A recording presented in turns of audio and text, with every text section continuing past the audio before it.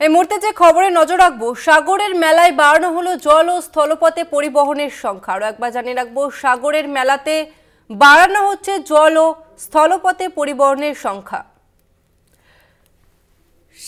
সাগরের মেলাকে কেন্দ্র করে বাড়ানো হচ্ছে জল ও স্থলপথে পরিবহনের সংখ্যা।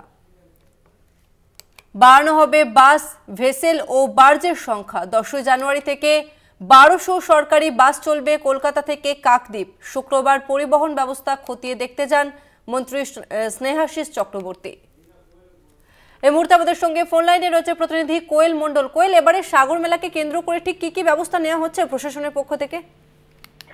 একদমই, দেখো, হাতে গোনার মাত্র কয়েকটি দিনের অপেক্ষা। সামনেই রয়েছে 2025 গঙ্গাসাগর মেলা। প্রতি বছরের মতন এবারের গঙ্গাসাগর মেলাকে সর্বাঙ্গীনভাবে একেবারেই কিন্তু সুন্দর করে তুলতে এবং সব রকম ভাবে যাতে কোনো রকম দুর্ঘটনা না ঘটে একাধিক ব্যবস্থা নেওয়া হয়েছে সরকারের তরফে।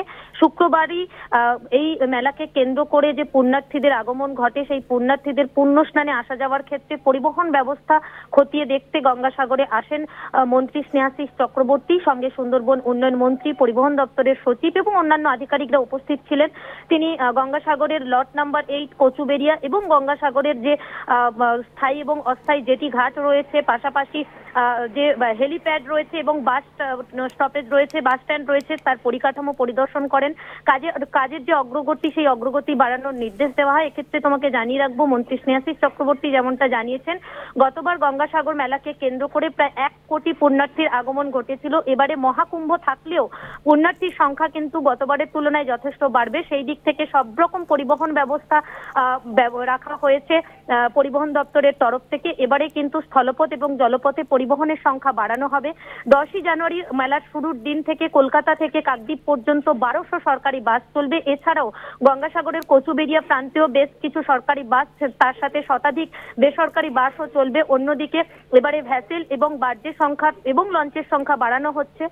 সেই সঙ্গে তোমাকে জানিয়ে রাখবো, ভেসেলের ক্ষেত্রে এবারে কিন্তু সর্বমোট 25টি ভেসেল চলবে, 90টি লঞ্চ চালানো হবে এবং 7টি বার্জ চলবে।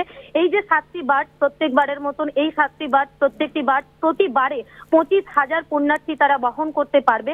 পাশাপাশি কিন্তু একেবারেই অসুস্থ যে যারা হয়ে পড়বে তাদের জন্য কিন্তু দ্রুততার সঙ্গে তাদের হসপিটালাইজ করার জন্য এয়ার এবং ওয়াটার অ্যাম্বুলেন্সেরও ব্যবস্থা থাকছে। দুর্ঘটনা এড়াতে একেবারে সব রকম ব্যবস্থা নেওয়া হচ্ছে এই দপ্তরের তরফ থেকে, সরকারের তরফ থেকে। সব দিক থেকে বলাই যায় যে একেবারেই গতকাল মন্ত্রী স্নেহাশিস চক্রবর্তী তিনি আসেন, বিভিন্ন জায়গা পরিদর্শন করেন এবং যে বাস স্ট্যান্ডের পরিকাঠামো, হেলিপ্যাডের যে পরিকাঠামো, সেগুলো খতিয়ে দেখেন, ঘুরে দেখেন, কাজের অগ্রগতির নির্দেশ দেন এবং সব দিক থেকে বলাই যায় যে এবারের গঙ্গাসাগর মেলাকেও কিন্তু সর্বাঙ্গীনভাবে সুসম্পন্ন করে তুলতে যথেষ্ট ব্যবস্থা গ্রহণ করা হচ্ছে সরকারের তরফে।